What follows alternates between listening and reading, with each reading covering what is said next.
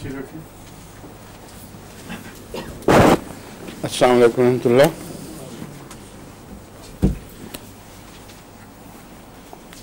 जब homeopathic class ख़त्म होती है तो लगता है अब काफ़ी दिनों के बाद आएगी, जब आती है तो लगता है कल ही ख़त्म हुई थी। क्या हाल है? ठीक है, सब आ गए? तमाम पुराने स्टॉलवर्ड्स आ चुके हैं माशाल्लाह। क्या कर रहे पढ़ रहे थे हम? मरकरी, ठीक है।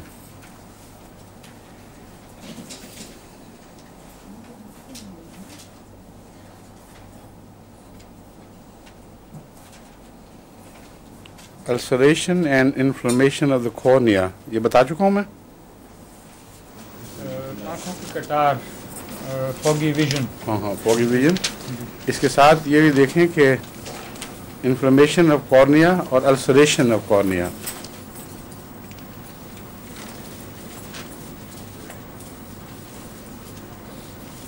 हाइपर सेंसिटिव टू लाइट, रोशनी से बहुत ज़ूद हिस्सी है इस दवा में। आँखों से बहुत पानी बहना, आमतौर पर जो गर्मियों में आँख दुखने का नक्शा सामने आता है, अक्सर हमारे जो गर्म ममालिक में होता रहता है, उसकी टिपिकल तस्वीर है ये मर्कसॉल। और अगर डिस्टिंक्टिव फीचर्स और कोई ना हो, किसी ख़ास दवा की तरफ इशारा न कर रहे हो, तो मर्कसॉल आँखों की अमूमी बीमारियों में, जिसे उर्दू में सिर्फ आँख दुखना कहा जाता है, आँख आई हुई है, आँख दुख गई, उसमें काम आती है, बहुत अच्छी है। लेकिन एक इसका गहरा असर भी है जो मरकौर से मिलता है। मरकौर के मुतालिक आपको मैंने बताया था कि अगर किसी ने गलती से सूरज की तरफ देख लिया हो ग्रहण के ज़माने में, ये समझ के कि रोशनी उसकी हल्की हो गई है, तो उसकी जो अल्ट्रा वायलेट रेज़ हैं वो सीधी आँख में जाके पड़ती हैं और वो बहुत डिस्ट्रक्टिव हैं कॉर्निया के लिए। कॉर्निया के सीमेंट को खा जाती हैं और उसके नतीजे में, कॉर्निया नहीं, जो है रेटिना के सीमेंट को, जो पिछली उसके झिल्ली है और सामने वाली झिल्ली जिसमें सेल्स हैं, पिछली झिल्ली से वो ऑप्टिक नर्व है जो लगी हुई है साथ, उसकी शाखें वहाँ फैली हुई होती हैं चरण, वो तस्वीर को उस झिल्ली के ज़रिए मुंतकिल करता है पीछे दिमाग में रेटिना। अगर ये सूरज को नंगी आँख से देखा जाए या सूरज को ग्रहण के ज़माने में भी गौर से देखा जाए, या फिर वेल्डिंग का नज़ारा पसंद आए और आदमी खड़े हो के उसको देखे किस तरह तेज़ शोले निकलते हैं, तो दोनों सूरतों में कॉर्निया का सीमेंट खाया जाता है, बोदा हो जाता है। रेटिना का, पहले इतना कॉर्निया आ चुका है दिमाग में वही हिस्सा होता रहा है। रेटिना का सीमेंट खाया जाता है और मुश्किल ये है कि फ़ौरन नहीं पता चलता, बल्कि बाज़ दफ़ा कई साल में आहिस्ता आहिस्ता ये असर डेवलप होता है, ज़ाहिर होता है। और इस तरह लेवी जिल्द के पर्दे को छोड़ देती है और फुले जगह जगह उभार से निकलाते हैं। वही हाल ये आँख के रेटिना का करती है। नतीजतन कहीं ब्लैक स्पॉट्स आने शुरू हो जाएंगे, कहीं दाईं तरफ का विजन ख़त्म हो गया, कहीं बाईं तरफ का, कहीं जगह जगह ब्लैक स्पॉट्स आ गए और रफ्ता रफ्ता ये आदमी फिर बिल्कुल अंधा हो जाता है। और ऐसे अंधापन का कोई इलाज मालूम नहीं है। आजकल कोशिश करते हैं इसके ज़रिए लेज़र बीम्स के ज़रिए, लेकिन उसमें भी बहुत मामूली कामयाबी है, क्योंकि अक्सर कुछ देर फ़ैल होने के बाद फिर वो दोबारा वहाँ से उसको छोड़ देता है जहाँ से चिमटता है। कोई बुनियादी गहरी ऐसी खामी पैदा हो जाती है, जहाँ तक किसी होम्योपैथिक दवा का असर पहुँचे और अंदर से शफा हो तो फिर ये ऑपरेशन भी कामयाब हो सकते हैं या उनके बाद के असरात में ये मुमिद हो सकती है। इस सिलसिले में मरकौर चोटी की दवा है, ये मैं बता चुका हूँ, और इसमें सबसे ऊंची ताकत CM کہ 2-3 خوراکیں مہینے کے وقفے سے اللہ تعالیٰ کے فضل سے بہت نمایاں فائدہ پہنچاتی ہیں. مرض وہیں ٹھہر جاتا ہے جہاں تک وہ پہنچ چکا ہو، لیکن اکھڑے ہوئے ریٹنا کو واپس نہیں لا سکتی. وہ ایک قسم کا مکینیکل کیس بن جاتا ہے، اس میں سرجری کی لازمی ضرورت ہے.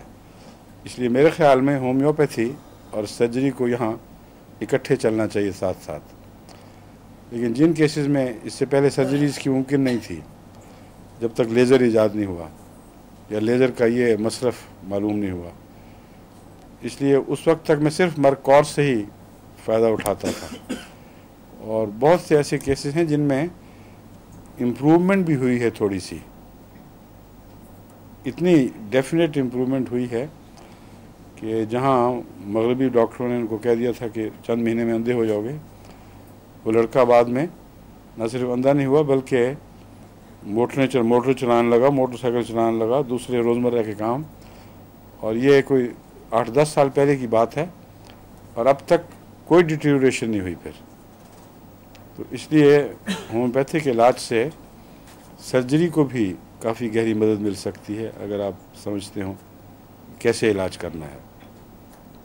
مرکسول ایک اور دوا ہے جس کو چھوٹی پوٹینسی میں جن ڈاکٹروں نے استعمال کیا ہے وہ اس میں مفید بتاتے ہیں.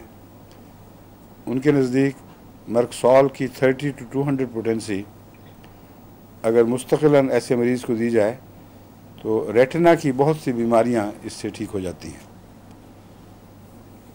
ذاتی طور پر میں نے اس بیماری میں اس کو استعمال نہیں کیا ہوا، صرف وہی مرکواری دیا کرتا تھا. لیکن اب ایک صلاح عام ہے، تمام ہومیوپیتھ جو سن رہے ہیں اس کو استعمال کریں اور پھر مجھے بتائیں. اب یہ جو ہمارا انٹرنیشنل کانٹیکٹ تھا وہ اللہ کے فضل سے دن بدن زیادہ مضبوط ہو رہا ہے، اور بہت سے تجربہ کرنے والے دنیا سے نہ صرف ان نسخوں پر اس تجربے کرتے ہیں جو میں بتاتا ہوں، بلکہ نئے نسخے بھی ایجاد کر رہے ہیں اب. اور بہت سے ایسے مفید انہوں نے تجربے کیے ہیں جو میرے پھر کام آتے ہیں. تو اس طرح مجموعی طور پر ہم سب جب اپنی معلومات کو ایک خزینے میں جمع کریں گے تو انشاءاللہ تعالی ہومیوپیتھی کو بالعموم اس سے فائدہ پہنچے گا. مرکسول پہ بھی یہ تجربہ ضروری ہے.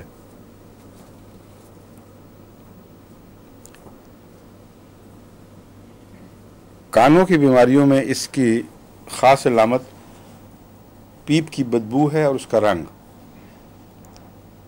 مرکری کی پیپ کا رنگ یا سفید ہوتا ہے یا گرین، اور عموماً تو سفید اور گرین نزلے کے سے متعلق ایلوپیتھک ڈاکٹر یہ بتاتے ہیں، وجہ بتاتے ہیں کہ سفید میں انفیکشن کم ہوتی ہے، جب انفیکشن بڑھ جائے تو پھر اس کا رنگ گرین ہو جاتا ہے.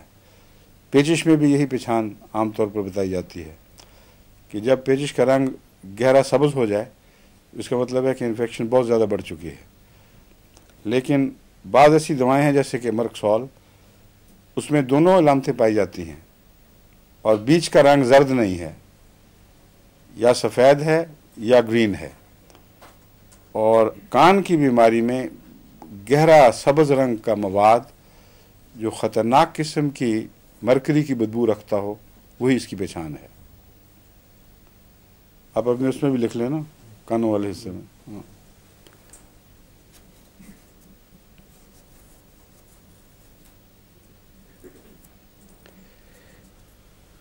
اب ایک چیز ایسی ہے جس کے متعلق پھر میں بتا رہا ہوں کہ میرا اپنا تجربہ نہیں ہے، کیونکہ میرا خیال تھا کہ ریپچر ڈرم میں دوا کام نہیں آ سکتی، آپریشن کا معاملہ ہوگا.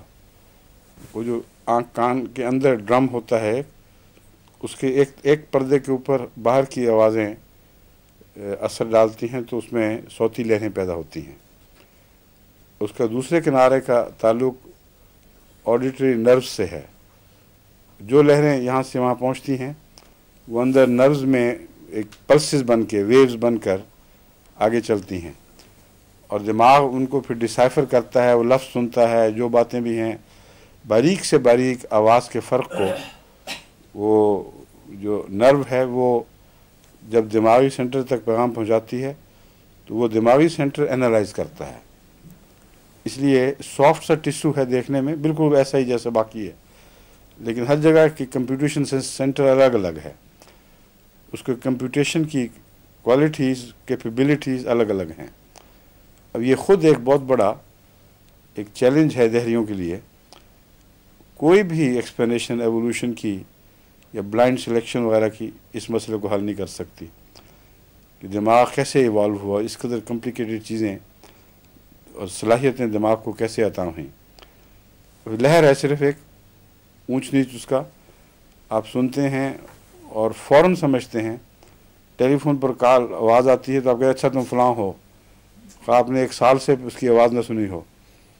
اب آواز کی ویریشن ایسی کہ 1,00,000 آدمیوں کی آوازوں کو آپ الگ الگ پہچان سکیں اور فرق کر لیں، اور پھر اس کی ڈائریکشن کا تصور ہو، فاصلے کا تصور اس سے پیدا ہو کہ کتنے فاصلے پر کس جگہ یہ آواز اٹھ رہی ہے، اور ذرا سا آواز میں اپنی آواز میں بھی فرق پڑے تو لوگ طبیعت پوچھنے لگ جاتے ہیں۔ یہ سب خدا تعالیٰ کی جو ہے نا تخلیق کا شاہکار ہے ایک، کہ کان کی ساتھ اس نے ایسی سی چیزیں پیدا کر دی ہیں جو ناقابل یقین ہے کہ ایسا ہو بھی سکتا ہے، لیکن وہ سینٹر وہاں موجود ہے جہاں بھی ہے، اور وہ سب کمپیوٹ کر رہا ہے اور پھر ان کی انفارمیشن کو سارے تمام دوسرے سیلز میں پہنچا رہا ہے۔ اور یادداشت کے کمپیوٹر میں بھی وہ کہہ رہا ہے کہ اس کو امپرنٹ کر لو، یہ جو آواز آئی تھی یہ فلاں وقت فلاں جگہ سے فلاں سمت سے آئی تھی، اور اس کی یہ کوالٹیز ہیں، اس کو امپرنٹ کر لو تاکہ دوبارہ جب ایسی آواز آئے فوراً تم سوچو کہ ہاں ہاں میں نے پہلے سنی ہوئی ہے، اور پھر زور لگاؤ تو پہنچ بھی جاؤ وہاں تک۔ یہ ساری چیزیں انسانی دماغ کی ساخت میں موجود ہیں، لیکن باہر کان کے اندر میکینیکل سا ایک سسٹم ہے، ڈرم بنے ہوئے ہیں، جیسا کہ لاؤڈ سپیکرز میں کام آتا ہے، جیسا کہ ہر ٹیلی فون میں جب ہم بولتے ہیں تو ایک ڈرم ہوتا ہے جو اس آواز کو پھر بجلی کی لہروں میں تبدیل کر کے آگے پہنچاتا ہے۔ یہاں یہ ڈرم رپچر ہو جائے اگر، تو جیسے کسی کا ڈھول پھٹ جائے، اب پھٹے ہوئے ڈھول پر آپ بشک تال ہاتھ پاؤں ماریں لیکن آواز عجیب سی نکلے گی۔ اسی نسبت سے آوازیں پھٹی ہوئی معلوم ہوتی ہیں۔ اگر ڈرم میں نقص پیدا ہو جائے، کچھ کہیں شگاف آ جائے تھوڑا سا، تو آواز تو آتی ہے لیکن پھٹی ہوئی اور پہچان کے لائق نہیں رہتی۔ اور ایک اور چیز بھی ہے جس کا تعلق یا اعصاب سے ہے یا ڈرم سے ہے، وہ یہ ہے کہ آواز میں ہر اسپیکٹرم کے ہر ویو لینتھ کی آواز برابر شناخت ہونی چاہیے، مگر انسانی یعنی کانوں میں جب کوئی خرابی پیدا ہو تو بعض ویو لینتھ کی آواز صاف سنائی دیتی ہے اور بعض کی صاف نہیں سنائی دیتی۔ اسی لیے کانوں میں جب آلے فٹ کرنے پڑتے ہیں تو ڈاکٹر پہلے یہ معلوم کرتا ہے کہ اس کی سنوائی ویو لینتھ کے کس حصے میں متاثر ہوئی ہے، اور اس حصے میں آلے کو سینسٹیو کرنا ضروری ہے۔ اگر عمومی اس کا آواز کا لیول اونچا کر دیا جائے تو جن جگہوں میں ضرورت نہیں ہے وہاں کان پھاڑنے والی آوازیں آئیں گی، اور وہ شور اس آواز کو بہرحال دبا دے گا جو آرٹیفیشلی مصنوعی طریق پہ اونچی کی گئی ہے۔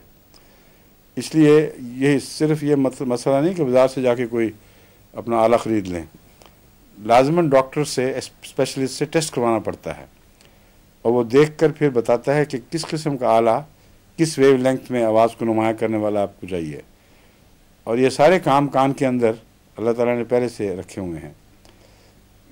یہ وہ آلہ ہے جس کو ایلوپیتھک دواؤں کے ذریعے براہ راست کسی قسم کا فائدہ پہنچانا بہت کار بعید ہے، سوائے اس کے کہ جراثیم کی موجودگی میں ان کو مار دیا جائے بس۔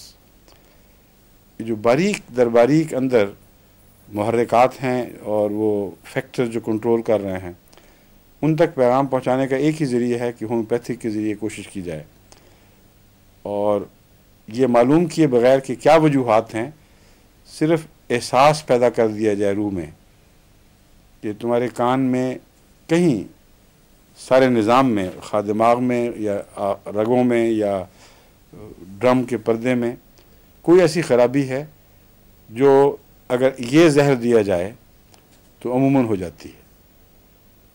اب یہ فرض ہے کہ اس زہر سے ہو سکتا ہے ہو جائے، کیونکہ ہم نے جب زہروں کو آزمایا ہے تو پتہ چلتا ہے کہ بعض زہر اعصاب پر اثر انداز ہوتے ہیں، بعض جسمانی ساخت کی چیزوں پر اثر انداز ہوتے ہیں، بعض دماغ کے پردوں پر اثر انداز ہوتے ہیں، دماغ کی خلیوں پر اثر انداز ہوتے ہیں۔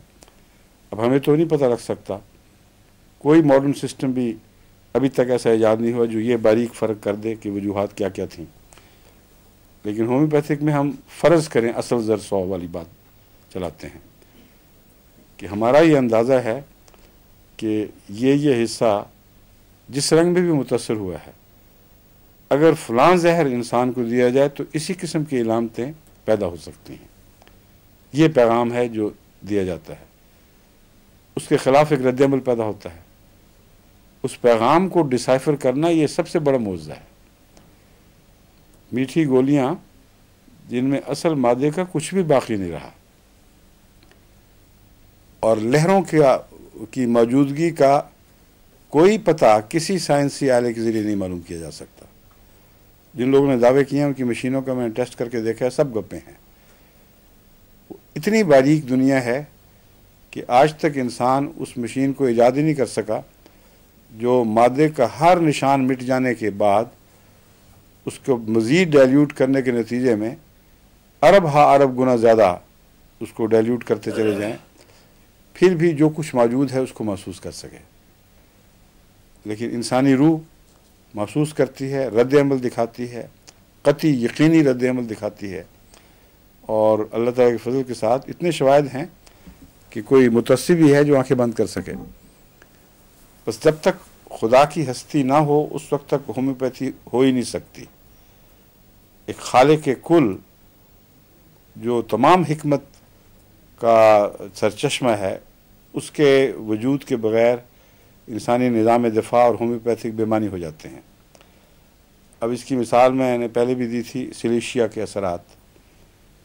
اب سلیشیا کے اثرات میں نے افریقہ کے مختلف اسپتالوں کو کہا ہے کہ سائنٹیفکلی اسٹیبلشڈ کیسز ایڈز کے ہیں ان پر تجربے کریں اور مجھے لکھیں۔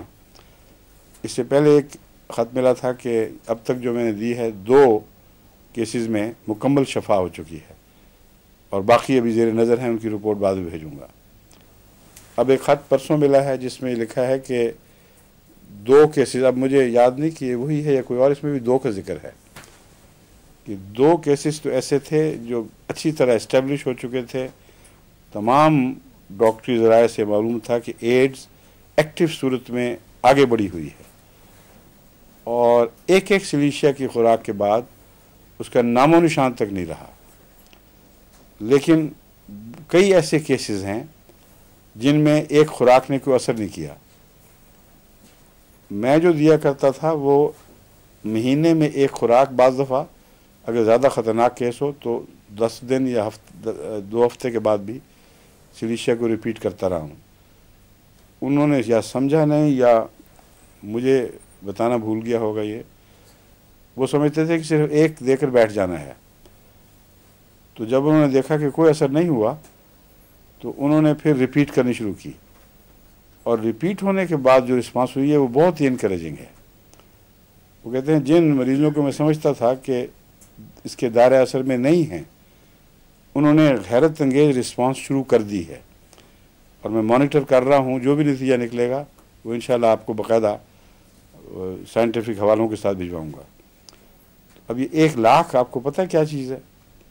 ساری کائنات میں اتنے الیکٹرونز نہیں ہیں، مالیکیولز اور ایٹمز کی نہیں، بلکہ سب ایٹامک پارٹیکلز کو بھی شمار کر لیں تو اتنی تعداد نہیں ہے ان کی جو 1 لاکھ پوٹینسی کے ہندسے میں آتی ہے۔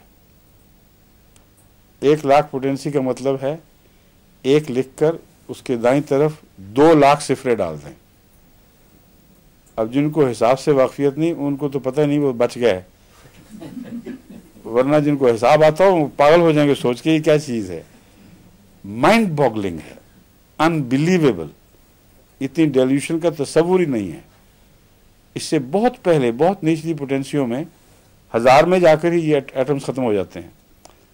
तो ये डेल्यूशन इतनी है, और वो मीठा जिसको बाज़ कतरों से तर किया गया है, जिसको कम करते करते यहाँ तक पहुँचा दिया गया, वो दिमाग पे असर करता है, रूह पे असर करता है, उससे रिस्पॉन्स होती है।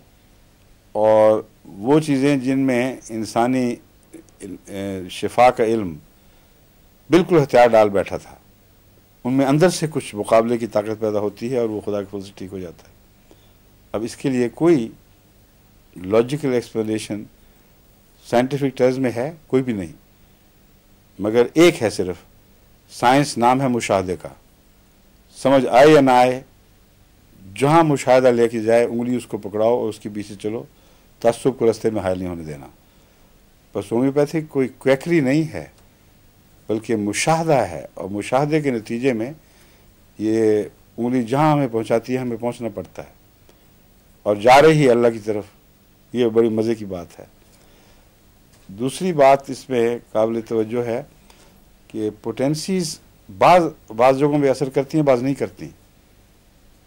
ये भी एक पूरा जहान है रिसर्च का, और इस सिलसिले में बाज़ अहमदियों को अपने लिए कोई ख़ास लाइन मुकर्रर करके उस पर तजर्बे करने चाहिए। बाज़ दवाओं की पोटेंसियों को, की तमाम रेंज को बाज़ मरीज़ों पर इस्तेमाल करके देखना चाहिए, और उनसे इजाज़त लेकर, ताकि अगर कोई किसी जगह रद्द-ए-अमल शदीद हो तो वो आंखें खोल कर बताएं कि हाँ मैं तैयार हूँ इसके लिए। और उनका एनालिसिस, उनकी ज़हनी साख्त, उनके रुझानात, उनके मिजाज, उनकी ख्वाहिशात, उनकी नफ़रतें, ये सारी चीज़ें रिकॉर्ड कर लेनी चाहिए। फिर पोटेंसियों का तजर्बा करें और मुख्तलिफ़ बीमारियाँ पहले एनालाइज करके कैटेगराइज कर लें। बाज़ ज़हनी बीमारियाँ हैं, बाज़ बहुत गहरी बीमारियां जैसे कैंसर है और एड्स वगैरह हैं, बाज़ रोज़मर्रा की बीमारियां जिल्दी फोड़े, एक्जिमा वगैरह, और बाज़ एक्जिमे ज़्यादा ख़तरनाक और गहरे, छोड़ते नहीं किसी को, उनमें भी मुख्तलिफ़ पोटेंसियाँ इस्तेमाल होने से हो सकती हैं। बाज़ जगह मैंने देखा है ऊंची पोटेंसियाँ बच्चों को देकर जब कोई फ़ायदा नहीं पहुंचा तो बाज़ दवाएं वही 6x में शुरू की तो उनसे फ़ायदा हो गया। अब कोई मुअय्यन कानून अभी तक हमारे सामने नहीं है, ना इस पर आज तक मैंने कोई ऐसी किताब देखी है जो मदद कर सके सवाए तजर्बे के। डॉक्टर साहब का ख्याल है कि बाज़ फार्मूले यहाँ बाज़ डॉक्टरों ने ईजाद कर ली हैं, मगर मैं उनसे इत्तफाक नहीं करता। ऊंची पोटेंसी का कोई कतई फार्मूला नहीं है, तजर्बा ही बताएगा। लेकिन एक असूलन, एक रुझान जो मेरे मुझ में है कि गालिबन ये मुमकिन है, बहुत गहरी अगर बीमारी चली जाए तो ऊंची पोटेंसी उसको खंगालने के लिए, उसको हिलाकर बाहर लाने के लिए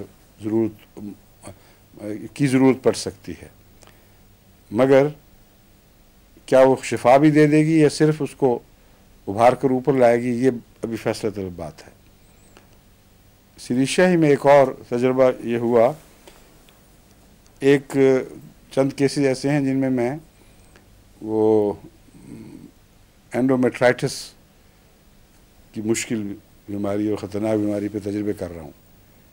इसके बहुत से केसेस हैं, और एक इनफर्टिलिटी की वजह एंडोमेट्राइटिस भी है। अगर अंदर से यूट्रस की दीवारें सारी मुतवर्रम हों और उनमें इन्फ्लेमेशन आ गई हो, कुछ खून भी रिश्ता रहता हो, इस किस्म की चीज़ों में, ऐसी हालतों में अमूमन प्रेगनेंसी नहीं हो सकती।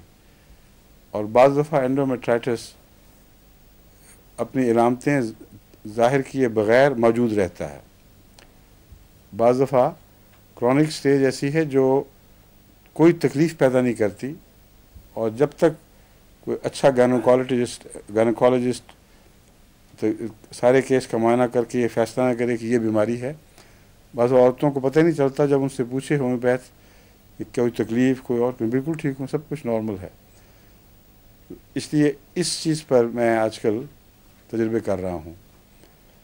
میرا خیال تھا کہ ہو سکتا ہے بعض الرجک فینومینا ایسے ہوں جو اینڈومیٹرائٹس پیدا کرنے میں محرک ہوں.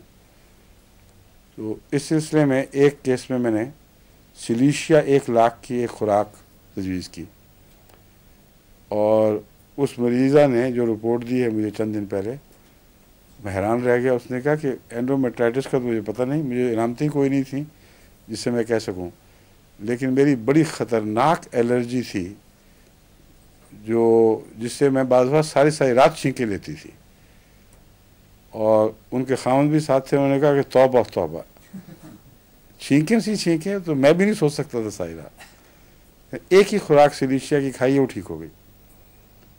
اب پہلے کبھی میرے علم میں نہیں تھا کہ الرجی کے لیے، جو ناک کی چھینکوں کی الرجی کے لیے سلیشیا استعمال ہونی چاہیے، لیکن ایک نیا اضافہ ہوا ہے اس علم میں. اس کو دوسری جگہ بھی استعمال کر کے دیکھا جا سکتا ہے. لیکسز ہم دیتے ہیں آج کل کی الرجی میں 1000 میں، لیکن 1000 پر اکتفا کیے بیٹھے ہیں. کئی دفعہ 1000 وقتی فائدہ دے کے پھر چھوڑ دیتی ہے، ریپیٹ کرنے کے باوجود فائدہ نہیں دیتی. اس لیے میں سمجھتا ہوں کہ اس میں بھی تجربے اونچی پوٹینسیوں کے ہونے چاہیے، 10,000 لاکھ وغیرہ، اور پھر دیکھا جائے کہ کس حد تک مریض شفا یاب ہوا ہے، مستقل یا عارضی طور پہ. تو پوٹینسی کا علم بہت اہم ہے، اور مرگ سوال میں بھی مختلف بیماریوں میں مختلف پوٹینسیاں استعمال کر کے دیکھنے چاہیے. میں نے عموماً 200 یا 1000 تک استعمال کی ہے. مرگ سوال کبھی کسی کو اونچی نہیں دی، لیکن لنگز میں مرگ سوال کا فائدہ بہت اہم ہے. اس پر ضرور ہومیوپیتھ کو توجہ کرنی چاہیے. سلی امراض میں بھی مرگ سوال بہت مفید ہے، خاص طور پر اگر لنگز میں کہیں زخم بن چکے ہوں، کیویٹیز بن گئی ہوں. اگر مرگ سوال کی عمومی علامتیں ہوں تو مرگ سوال اللہ کے فضل کے ساتھ بہت نمایاں اثر دکھاتی ہے.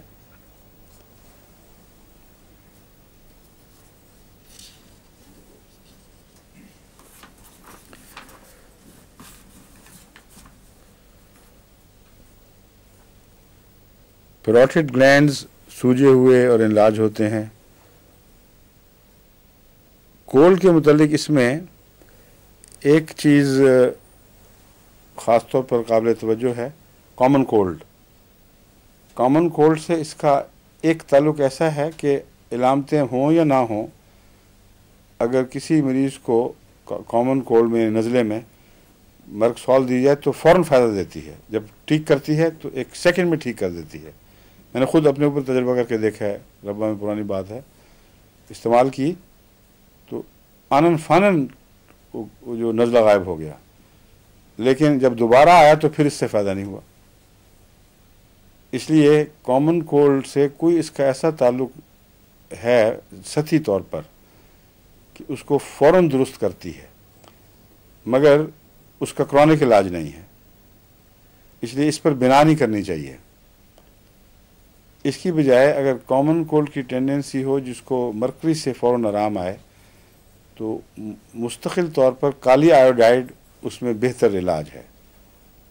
کالی آیوڈائڈ اس کی ٹینڈنسی کو آہستہ آہستہ ختم کر دیتا ہے.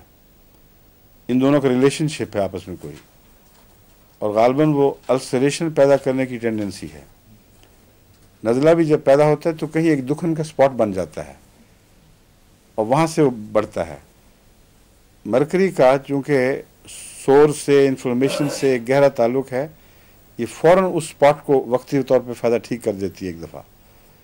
لیکن جو گہری وجوہات ہیں کیوں انسان کو بار بار نزلہ ہو، وہاں اس کا اثر نہیں ہے.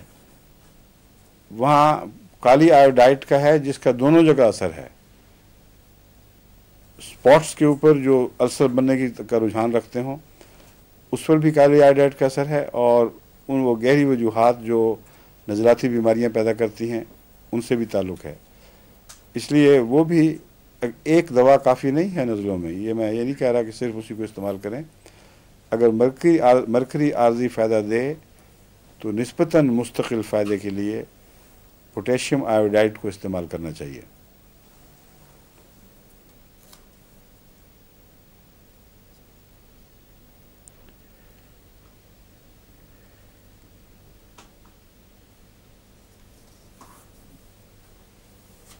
کینٹ کہتا ہے کہ مرکری کو سورک کیسز میں زیادہ استعمال نہ کرنا، کیونکہ اگر زیادہ ڈوزیں دی جائیں اس کو سورا میں تو بعض دفعہ یہ باقی رہنے والا بد اثر چھوڑ جاتا ہے. سورا سے مراد جلدی امراض ہیں جو گہری جلدی امراض کہلاتی ہیں، جن کا اندر گلینڈ سے بھی تعلق ہے، میوکس میمبرین سے تعلق ہے، اور ضدی امراض جو جلد کو چمٹ جاتی ہیں ان کو سورک امراض کہا جاتا ہے. اس میں اسی کے اندر وہ چمبل آ جاتی ہے جو سخت ضدی چیز ہے. کینٹ نے وارننگ دی ہے کہ مرکری کو سورے میں بار بار استعمال نہیں کرنا چاہیے. کیوں؟ یہ مجھے پتہ نہیں کیا نقصان کیا پہنچتا ہے. کیوں جی، کسی کو علم ہے کیا نقصان ہوتا ہے اس سے؟ رشید صاحب، اگر علامتیں ملتی ہوں تو پھر علامتیں ملنے کی بھی بات ہی ہو رہی ہے، ورنہ تو دینا ہی نہیں نا. علامتیں نہ ملیں تو دینی ہی نہیں ہے. پروونگ ہو جاتی ہے، پروونگ ہو جاتی ہوگی. ممکن ہے حضور نسل در نسل آگے چل سکتی ہے بیماری. کیا چیز؟ یہ اگر اس کے کوئی بد اثرات ہو جائیں تو اس کے ساتھ آگے نہیں. میرا خیال یہ ہے کہ مرکسول بھی وہ پروونگ والی بات جو ہے نا وہ اس میں زیادہ معقولیت ہے. آپ نے کہی ہے ماشاء اللہ.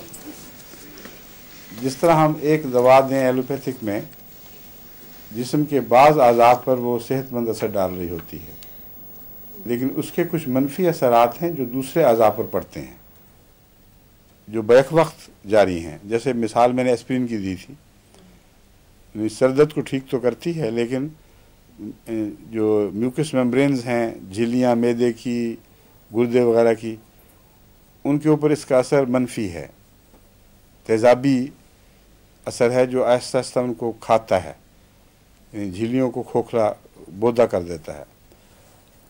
اب یہ اگر زیادہ دی جائے تو سخت سر درد میں دینی بھی پڑتی ہے، لیکن اس کے منفی اثرات اس کے مثبت اثرات پر غالب آ جاتے ہیں. سمجھ گئے؟ اس پہلو سے ممکن ہے کہ مرکری اگر جلد سے صرف تعلق رکھتی ہو اور سارے مریض سے تعلق نہ رکھتی ہو تو جلد پر کچھ دیر تو فائدہ پہنچائے، لیکن جب بار بار دی جائے کیونکہ سارے مریض سے تعلق نہیں رکھتی اس لیے بار بار دینی پڑے گی کیونکہ ٹھیک نہ کر سکی، اور پروونگ کر دے کسی اور جگہ، دوسرے اعضاء پر جو اثرات ہیں ان کے اوپر ہی اثر دکھا دے. یہ ایک ایکسپلینیشن ہے جو معقول اور قابل تسلیم ہے. ہو سکتا ہے کہ کینٹ کے تجربے میں جو منفی اثرات ہیں اسی قسم کے ہوں. ٹھیک ہے؟ جہاں تک سمجھ رہا ہوں یہ پروونگ جو ہے یہ پوٹنٹائزڈ فارم میں بھی پروونگ ہو جاتی ہے. ہوتی پروٹنٹائز فارم میں ہے. ویسے تو کلینکل ایکسپیرینس کہتے ہیں اس کو. زہر اگر زہری ٹھوس مادی مقدار میں کھایا جائے، خواہ تھوڑا ہو، وہ اس کو پروونگ نہیں کہتے. اس کے اثر کو وہ براہ راست اثر ہے. سنکھیا تھوڑا سا بھی زبان پہ آئے گا تو وہ ضرور کچھ نہ کچھ اثر دکھائے گا. وہ طبی اثرات ہیں جو کلینکل ریکارڈ سے معلوم ہوتے ہیں. پروونگ کہتے ہیں ڈائلیوٹ کر ہومیوپیتھک پوٹینسی میں تبدیل کر دیا جائے اور پھر چھوٹی پوٹینسی لے کر اس کو بار بار دیا جائے. جب ایک دفعہ دیتے ہیں تو اس کے خلاف رد عمل ہوتا ہے، پھر دیتے ہیں تو پھر رد عمل ہوتا ہے، یہاں تک کہ رد عمل کنفیوز ہو جاتا ہے اور اس کے نتیجے میں اس کی اصل علامتیں ظاہر ہونی شروع ہو جاتی ہیں. لیکن چونکہ اصل مقدار میں زہر نہیں ہے، ٹھوس مقدار میں زہر نہیں ہے، اس لیے علامتیں اس کی وقتی رہتی ہیں. سوائے بعض چیزوں کے، بعض زہروں میں جو پروونگ ہوئی ہے اس میں ساری زندگی کے لیے وہ علامتیں پیدا ہو گئیں. مثلا لیکسیز کی جنہوں نے پروونگ کی उनको गले की सेंसिटिविटी या सांस बंद होने की टेंडेंसी रुझान ये मुस्तकिल रहा। फिर लाइकोपोडियम की प्रूविंग करने वालों को दाईं तरफ गले की खराबियां या और गहरी बीमारियां दाईं तरफ की वो मुस्तकिल साथ लग गईं, लेकिन फेटल नहीं हुई, जानलेवा नहीं साबित हुई। अगर असल जहर ज़्यादा मकदार में खाया जाए तो वो जानलेवा भी हो जाता है। तो प्रूविंग से मुराद है होम्योपैथिक की पोटेंसीज़ को ज़रूरत से ज़्यादा मकदार में, ना ज़रूरत से ज़्यादा डोजेज़ में दिया जाए। ग्लोनाइन की मिसाल आपको बताई थी पहले, याद है? ग्लोनाइन क्या चीज़ है? नाइट्रोग्लिसरीन। नाइट्रोग्लिसरीन जिसे आप एंजाइना में भी इस्तेमाल करते हैं ना। नाइट्रोग्लिसरीन को अगर असल मकदार में ज़रा ज़्यादा खाया जाए तो जो इसका एक्सप्लोसिव असर है वो दिमाग पर, सिर पर पड़ता है, और ऐसी सर फटने वाली दर्द है कि वाक़ईतन मरीज़ कहता है कि मेरा सर फटा जा रहा है। अब बज़ाहिर तो उस एक्सप्लोजन का जो TNT से होता है इससे कोई ताल्लुक़ नहीं, लेकिन अंदरूनी मिजाज वही है, एक्सप्लोसिव ही, और जिसम पर वैसे असर पड़ता है। और ये वो दवा है जो प्रूविंग में बहुत सेंसिटिव है। इसकी 2x 3x लेकर किसी सेहतमंद मरीज़ को आप दें और कहें कि ठहरो मैं 5-5 मिनट के बाद तुम्हें दोहराता हूँ, वो चंद खुराकों के अंदर अंदर उसका सर फटने लगेगा। ये आमतौर पर उन ज़िद्दी मुतस्सिबीन के हक़ में नुस्खा इस्तेमाल होता है जो साफ जवाब देते हैं कि सवाल ही नहीं पता, होम्योपैथिक में कोई असर हो ही नहीं सकता।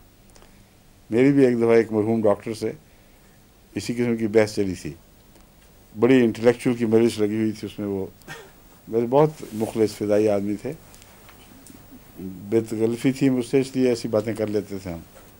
एक मजलिस में उन्होंने कहा कि मुझे कहा कि मियाँ साहब से कितनी उम्र ज़ाया कर रहे हो बेकार फजूल। बहुत चोटी के डॉक्टर थे, बिल्कुल कुछ भी नहीं, इसमें सवाल ही नहीं पैदा होता, ये सिर्फ कहानी है। तो आपकी दुआ से होता होगा ठीक, कुछ मैं मान लेता, इससे ज़्यादा नहीं। तो खूब उन्होंने लतीफ़े कर लिए। तो इत्तेफाक से मेरे पास होम्योपैथिक के डब्बे में ये थी छोटी पोटेंसी में ये ग्लोनाइन। तो मैंने कहा बहुत अच्छा डॉक्टर साहब, अभी तजुर्बा कर लेते हैं ये सब गवाह बैठे हुए हैं, काफ़ी बड़े बड़े बुज़ुर्ग मौजूद थे। मैंने कहा मैं एक कागज़ पर लिख के देता हूँ ताकि आपको कोई ये ना कहे कि नफसियाती असर पड़ा है, कि आपको आधे घंटे के अंदर अंदर क्या होगा और ये दवाई की शीशी आपके सुपुर्द कर दूंगा, आप लेबॉरेटरीज में टेस्ट करवा के देख लें, इसमें कोई जहर नहीं है किसी किस्म का। कोई आपकी लेबॉरेटरी कितनी सेंसिटिव हो वो मालूम नहीं कर सकती इसमें क्या चीज़ है, क्योंकि वो इतनी लो नहीं थी, उसमें ज़र्रे असल में गायब हो चुके थे, या वो 30 थी या लो थी निस्बतन, मगर इससे ऊंची नहीं थी बहरहाल। मैंने कहा अब आप ये दवाई खाएं, 5 मिनट के बाद दूसरी, फिर 5 मिनट के बाद तीसरी, और अगर कोई इलामत ज़ाहिर हो तो हमें बताएं। उनका रंग जर्द हो गया, बिल्कुल साफ जवाब दे दिया। मैंने कहा सवाल ही नहीं पैदा होता कि मैं तजुर्बा करूँ मैंने कहा इतनी तहदीद से आप इनकार कर रहे हैं और अब कहते हैं मैं तजुर्बा नहीं कर सकता, खतरा क्या आपको, इसमें तो कुछ भी नहीं। कहते बाहर मैंने तजुर्बा जो मर्जी करो, साफ भाग गया। फिर और दलीलें शुरू कर दी, कहते देखो होम्योपैथिक में तुम लोग कहते हो कि ठीक है असर करती है, तो मेरे पास ऐसे केसेस हैं कैंसर के जो कुल्लियतन लाइलाज करार दिए जा चुके हैं, उनको ठीक करके दिखा दो, फिर मानूंगा कि होम्योपैथिक है। मैंने कहा आप नहीं ना कर सके तो एलोपैथी को मानते हैं अजीब जुल्म है कि मान रहे हैं कि एलोपैथिक नाकाम रही है, फिर और एलोपैथी पे एतकाद नहीं हटा, और होम्योपैथिक सारे केसेस को जब तक ठीक ना करे उस तक एतकाद कायम नहीं हो सकता। मैं तो बिल्कुल ये बेतुकी बात है, लेकिन मैंने कहा मुझे केस एक दें ज़रूर, और वो केस उन्होंने मौलवी दीन मोहम्मद साहब का दिया था। जिनका जिक्र मैं पहले कर चुका हूँ तफसीली। उनको टांग की हड्डी का कैंसर था जो खाई गई थी और क्रचेस पे चलते थे वो। और इन्होंने वही केस इनके जहन में भी था दरअसल, जो चैलेंज करना चाहते थे।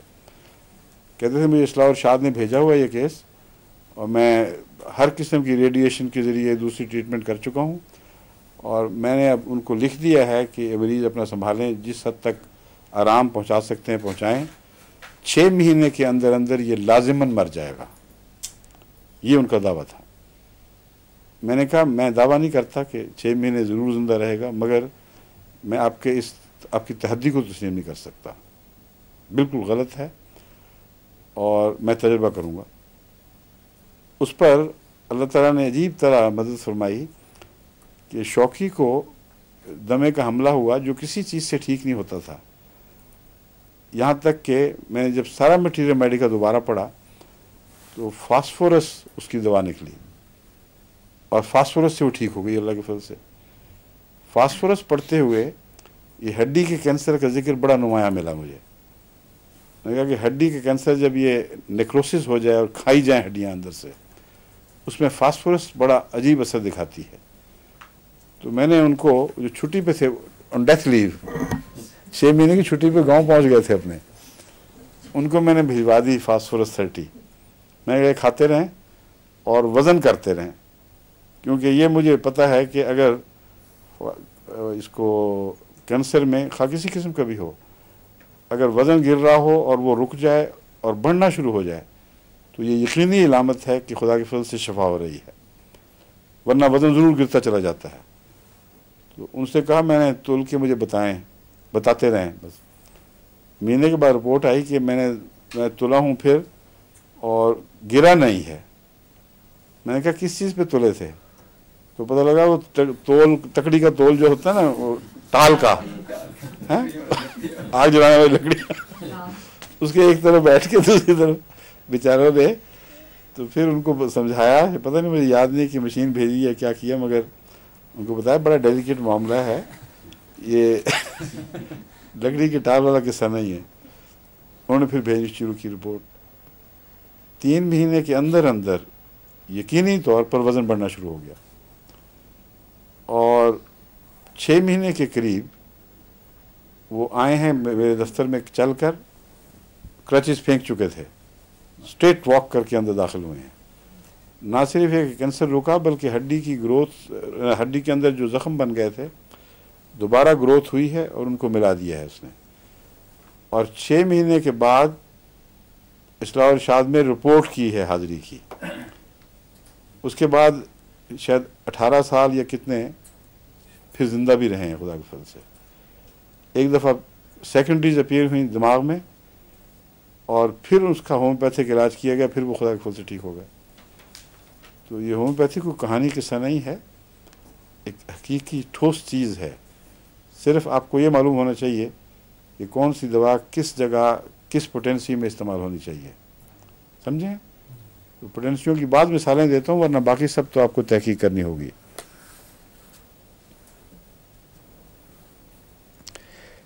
दांतों की बीमारियों में एक रिग्स डिजीज़ है जिसमें वो खोचले हो जाते हैं दांत और गम्स वो छोड़ देते हैं, खराशे बन जाते हैं। उनके दरमियान बदबूदार पीप सी या ना भी बने पीप तो बदबूदार सा गंदा सा मादा जमा होता रहता है।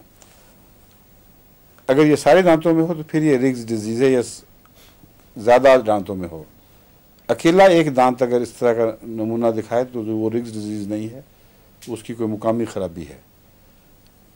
रिग्स डिजीज़ में मेरक्सॉल बहुत अच्छी दवा है और इसी तरह पायोरिया में इसका अच्छा असर मालूम हुआ है तजर्बे से।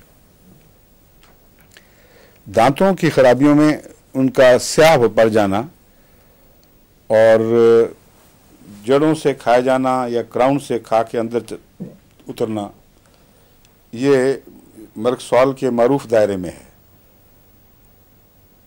और अगर जड़ें काली हो रही हों तो उसमें स्टेफिसेग्रिया मेरक्सॉल से बेहतर काम करती है।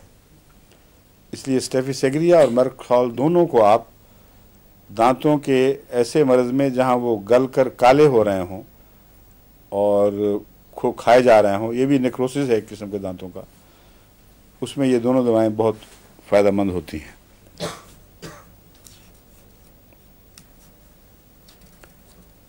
سفلٹک چلڈرن میں کہتے ہیں جن کو سفلس کا مادہ پرانا قدیم سے کہیں ورثے میں ملا ہو, ان میں یہ رجحان دانتوں کا شروع ہی میں گل کر کالے ہو جانا یہ نمایاں پایا جاتا ہے.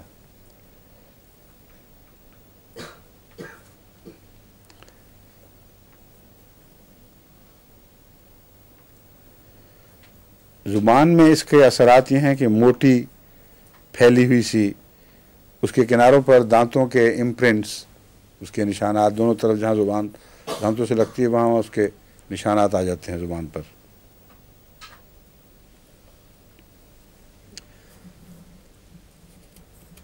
اس کے السرز جو ہیں یہ عموماً تو فلیٹ ہوتے ہیں, یعنی سفید سا اسپاٹ جس طرح عموماً پر ایفتھی پیدا ہوتے ہیں نا منہ کے اندر, وہ ملتے جلتے ہیں مرکری کے اثر سے, لیکن ان کے نیچے پھر یہ گہرا اثر کرنا شروع کر دیتی ہے اور ناسور سا بن جاتا ہے, گہرا زخم بن جاتا ہے.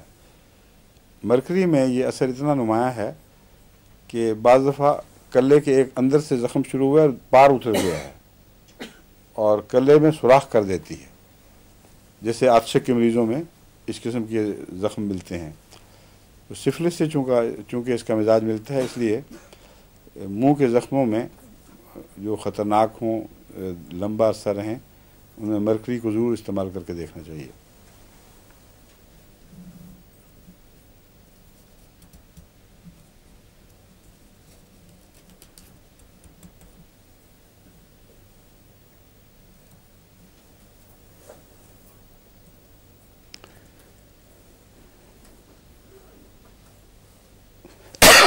فسٹولا کی کیا تعریف ہے ڈاکٹر صاحب؟ ناسور ہم اس کا ترجمہ کرتے ہیں, اس کے علاوہ بھی کوئی اس کی تعریف ہے؟ جی فسٹولا ایسا ہے جیسے آپ نے فرمایا نا, اب دو سرفیسز جو ہیں ان کو مل جائیں, مثلا سکن اور میوکس میمبرین, یا دو میوکس میمبرین. ہاں, ناسور اسی کو کہتے ہیں جو گہرا اتر کر صرف بیرونی ایک جگہ کا فلیٹ زخم نہ رہے بلکہ وہ نیچے اترنا شکیل کی طرح ٹھکنے لگ جائے, یہی ہے نا فسٹولا؟ زیادہ جو قریب تعریف ہے جی وہ حضور کے دو جو سرفیسز اب نارملی ایک دوسرے کو مل جائیں, مثلا جس طرح میں فرمایا نا میوکس میمبرین اور باہر کی جو کلے کے جلد ہے ان کا آپس میں ایک کسی سوراخ کے ذریعے تعلق پیدا ہو جائے, اسی کو فسٹولا یوزلی جو ہے نیچے اس کے ہو جاتا ہے ریکٹل فسٹولا. وہ تو ہے وہ اسکن کے ساتھ چونکہ منہ کے گنا رہے ہیں, ضرور وہاں جانا ہے آپ نے. میں نے عرض کی نا کہ دو جلدیں جہاں پہ مل جاتی ہیں دیٹ از فسٹولا. ٹھیک ہے, تو ہم تو اس کا عام ترجمہ یہی سمجھتے ہیں کہ ایسا ناسور جو نیچے اترنا شروع ہو, جلد سے اگر شروع ہوتا ہے تو پھر وہ مسلز میں چلا جاتا ہے, مسل سے پار پلی طرف اتر جاتا ہے, تو آر پار کر دے, جو ہاں آر پار کر دے. اس میں اور کون سی دوائیں مفید ہیں بہت؟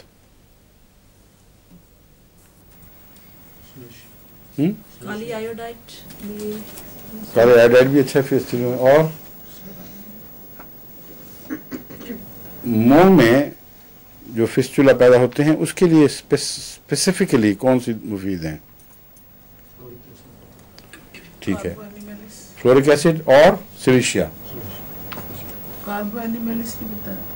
کاربو اینیملس عموماً وہ جو السرز ویسے ہیں, لیکن فسٹولا کے تعلق میں کاربو اینیملس میرے علم میں نہیں. ہو سکتا ہے وہ بھی مفید ہوتی ہو, گہری دوا ہے, لیکن جو اسپیسیفکلی نمایاں اثر دکھانے والی دوائیں ہیں ان میں مرکری کے علاوہ سلیشیا ہے اور کلکیریا فلور.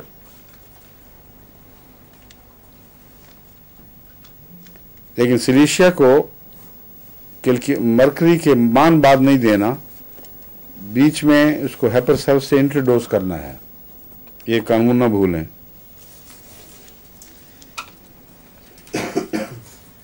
اگر گلے کی خرابی میں ٹونسلز میں پس فارمیشن شروع ہو جائے تو اس میں مرکسول اچھی ہے, مفید دوا ہے. گلے کے ٹونسلز میں پس کے سپاٹس بن جائیں جگہ جگہ और वो स्पॉट फिर गहरे हों, उसके लिए कौन सी दवा है? मरकरी तो अमूमी तौर पर टॉन्सिल्स में पस बनने की दवा है।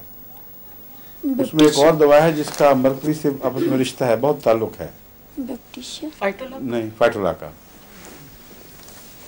शाबाश भी डॉक्टर साहब, आप बेगम ने कमाल कर दिए। देखिए हैं, आप थी या कोई और बोला था? मैं। हाँ ठीक है, एक बात और, मैं ही थी, सही मैं ही हो सकती हूँ और कौन? हाँ जी बताएं। एक बात और है कि मर्कसॉल का तजुर्बा एक हुआ है आपको 2 दिन पहले। अच्छा, हम दोनों को। अब दोनों को? अच्छा इनको सख्त है फीवर हुआ, उसके साथ ठीक। बुखार और शदीद फ्लू अच्छा हो गया। अलामतें मर्कसॉल की थी। तो इन्होंने क्या थी? ये मुतलवन मिजाज हैं? अल्सरेशन थी मुंह में, हाँ राल थे, रालें थी, पानी थी। हाँ जी। अच्छा ठीक है, और 1-2 और ये टिपिकल इलाज सही है जी। बिल्कुल। हाँ तो 200 मर्कसॉल की 3 डोजेस दी। अच्छा, कितने वक्फे से? 3 या 2 घंटे के वक्फे से। 4 घंटे के वक्फे से मर्कसॉल 200 की 3 डोजें दी जी। ठीक। उस अगले दिन सब कुछ ठीक हो गया, है फीवर भी खत्म। अच्छा, और फ्लू वगैरह सब। माशाल्लाह, बस कमजोरी थी उसकी, फिर दवाई दी। ठीक है। लेकिन बहुत बुरा हाल था। पहली दफ़ा आपने इस्तेमाल की है कोल्ड में, अब अगली दफ़ा से पहले मुस्तकिल अपनी दवा ढूंढ लें।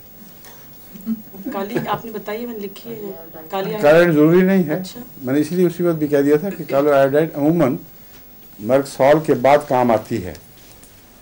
जहाँ मर्कसॉल मुफीद साबित हुआ हो वहाँ काली आयोडाइड निस्बतन मुस्तकिल असर दिखाने में कारआमद है। तो अगर फिर कोल्ड हो तो तजर्बा बेशक करें, अगर मुफीद हुई तो इसका ये मतलब निकलेगा कि आप मर्कसॉल पेशेंट हैं, यानी आपका सारा मिजाज ही मर्कसॉल का है। तभी मैंने इनसे पहले मुतलव्विन मिजाज का सवाल किया था, इस ख्याल से कि आप पेशेंट हैं कि नहीं। वो सिर्फ लतीफ़ा नहीं था बल्कि एक हकीकी सवाल है। अगर एक आदमी मुतलव्विन मिजाज हो तो वो मर्कसॉल से मिलता है। जिसकी बीमारियों में भी इस तरह ऊंच नीच हों वो भी मर्कसॉल से मिलता है। अगर मर्कसॉल पेशेंट हो तो उसको दोबारा मर्कसॉल फ़ायदा देगी और 2 बीमारी के हमलों में वक्फा ज़्यादा बढ़ा देगी। अगर ना हुआ तो पता चला कि मर्कसॉल की पेशेंट नहीं है आप, ये चूँकि कोल्ड से गहरा ताल्लुक़ रखती है, इसने आपको फ़ायदा पहुँचा दिया है। अगली दफ़ा या काली आयोडाइड इस्तेमाल होगी या और कोई दवाई ढूंढनी पड़ेगी। समझ गए? जी समझ। इसलिए इस तजुर्बे को हमने टेबुलाइज कर लिया है, रजिस्टर कर लिया है, इसको आगे बढ़ाते हैं अब आपके हवाले से। और किस चीज़ से इनको नज़ला होता है? टेंशन है? टेंशन से। तो टेंशन करो खिड़कियां खोल दो तो है फीवर फौरन हो जाता है। अच्छा, अब करके देखो ना, दिखाओ तो सही। पूछ के खोलते हैं अब तो। टेंशन अब नहीं पूछूंगी। पैदा करने की तुम्हें काफ़ी महारत है। हुआ करती थी किसी ज़माने में, अब नहीं। अभी भी है? अभी भी। ये क्या कि आपने वहाँ टेंशन पैदा कर दी है। कर दिया ना। तो अब आपके एक तो टेंशन बढ़ाई जाए आपकी, दूसरे खिड़कियां खोल दी जाएं, फिर आप इस बताएं हमें क्या होता है। ठीक है? अच्छा जी। और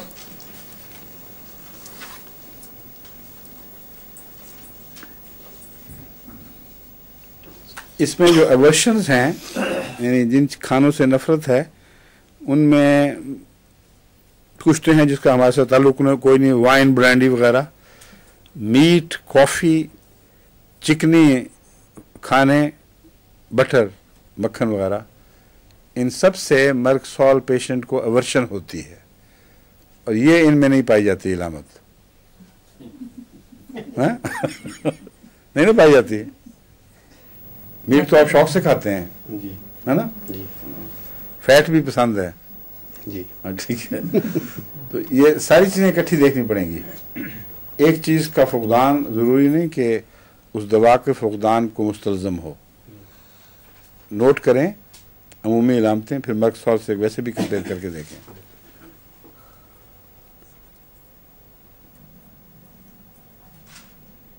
दूध डिसएग्री करता है, मीठा डिसएग्री करता है। दूध और मीठे दोनों से मैदे का तेज़ाब बढ़ जाता है। हैं? पसंद भी नहीं करेगा? पसंद बेशक करे, दूध की नापसंदीदगी का कोई जिक्र नहीं है, और इसी तरह मीठे की नापसंदीदगी का कोई जिक्र नहीं।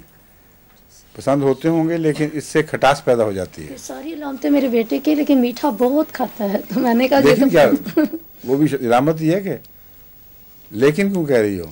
नहीं, मैंने समझा था कि मीठा बहुत खाना मजीद तकवीत दे रहा है इस चीज़ को। क्यों जी, आपके नवासे का क्या हाल है? आपने जिक्र ही नहीं किया कोई फिर? जी बहुत ही जिद्दी हो गया, खाना बिल्कुल नहीं खाता और अच्छा? तंग कर रहा है। क्या कर रहा है? तंग बहुत कर रहा है, रोता रहता है, हर वक्त शोर मचाता है। वो कहीं अपने अब्बा को तो नहीं मिस कर रहा?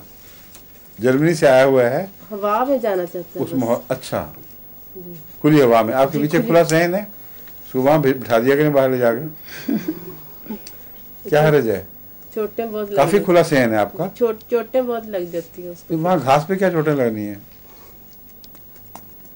अच्छा, फिर क्या इलाज कर रही हैं?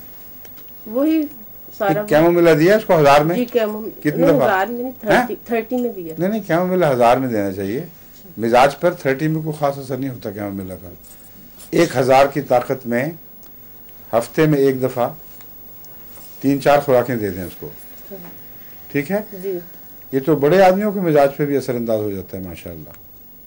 कई केसेस में बीवियों ने शिकायत की थी कि खान हमारे गुस्सीले और चिड़चिड़े बड़े हैं, तो उनको मैंने कहा चुप करके बगैर बताए पानी में डाल के खिलाओ, और बड़ी अच्छी रिपोर्ट्स आई हैं, कहते हैं बड़ी तब्दीली पैदा हुई।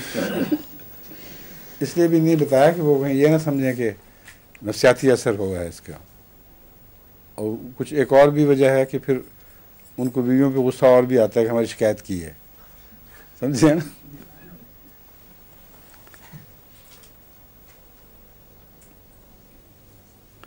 इसमें जिगर की तकलीफ़ों में जो ख़ास इलामतें हैं कि जिगर में चुभकें पड़ती हैं इस हिस्से में, जैसे ये डंग सा लग रहा हो, और दाईं तरफ लेटने से तकलीफ़ बढ़ती है। ये दो इलामतें, अगर मुंह में लुआब ज़्यादा हो और दूसरी इलामतें कुछ मौजूद हो मिलती जुलती, तो लिवर की खुसूसी इलामतें ये दो हैं।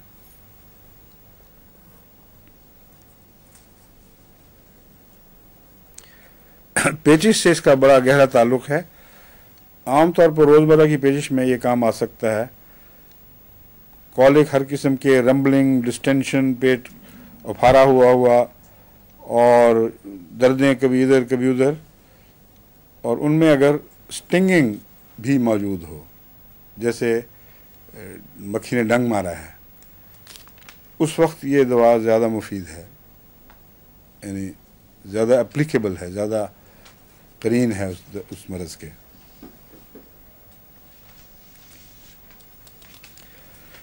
मरकौर की तरह इसमें भी ये इलामत पाई जाती है कि इजाबत के बावजूद दर्द में मुकम्मल आराम नहीं आता या कुछ वक्फा भी नहीं पड़ता। मरकौर में दर्द मुसलसल जारी रहती है, और इसमें ये एहसास कि अभी कुछ है, इरिटेशन का एहसास रहता है। ये फ़र्क है मरकसॉल और इसमें, सिर्फ तेज़ी का फ़र्क है, लेकिन बीमारी की मौजूदगी का एहसास मुसलसल जारी रहता है। बहुत सी ऐसी दवाएं जहां सख्त पेचिश के बावजूद एक दफ़ा इंसान फारग हो तो कम से कम चंद मिनट आधे घंटे के लिए कुछ रिलीफ मिल जाता है, फिर बीमारी शुरू हो जाती है। मरकरी में कोई रिलीफ नहीं है। मरकौर में उसके अलावा एडिशनल इलामत यह है कि मरकौर में पेशाब पर भी ऐसे मरीज़ में पेशाब पर भी असर पड़ता है। वहाँ भी दुखन, जलन और थोड़ा होना एक किस्म की ये मसाने की पेचिश है, और अक्सर दोनों में इकट्ठा ज़ाहिर होता है। ये यानी इन दोनों हिस्सों में मरकौर अगर बीमारी हो, मरकौर अगर दवा हो, तो मसाने की बीमारियों में और पेट की अंतड़ियों की बीमारियों में एक जैसा असर दोनों बैक वक्त ज़ाहिर होता है, लेकिन मरकसॉल में ज़रूरी नहीं है। और ख़ाली पेचिश में जब आम तौर पर मरकरी की इलामतें होंगी तो मुफीद होगा।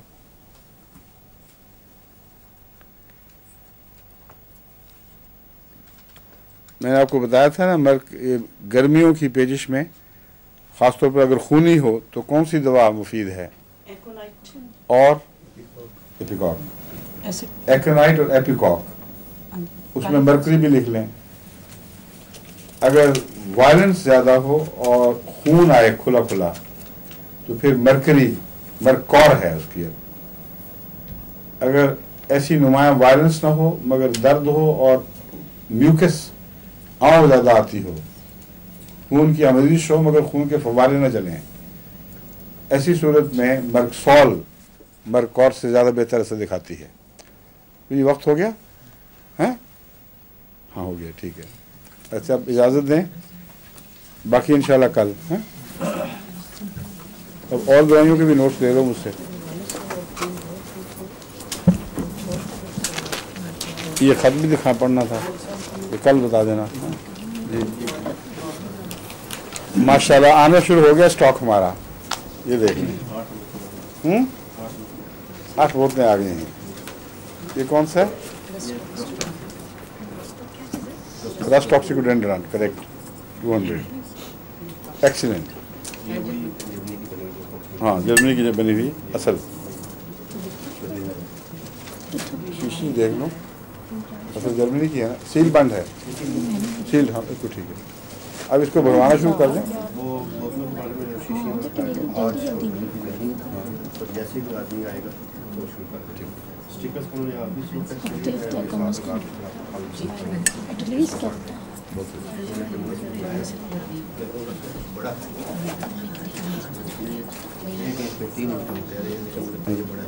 क्या? 1 इंच में 3 इंच का स्टिकर, ये हाँ बहुत बड़ा है, बड़ा है, बहुत बड़ा है। 2 इंच का काफ़ी, 1 इंच का भी काफ़ी है, 1.5 इंच का भी।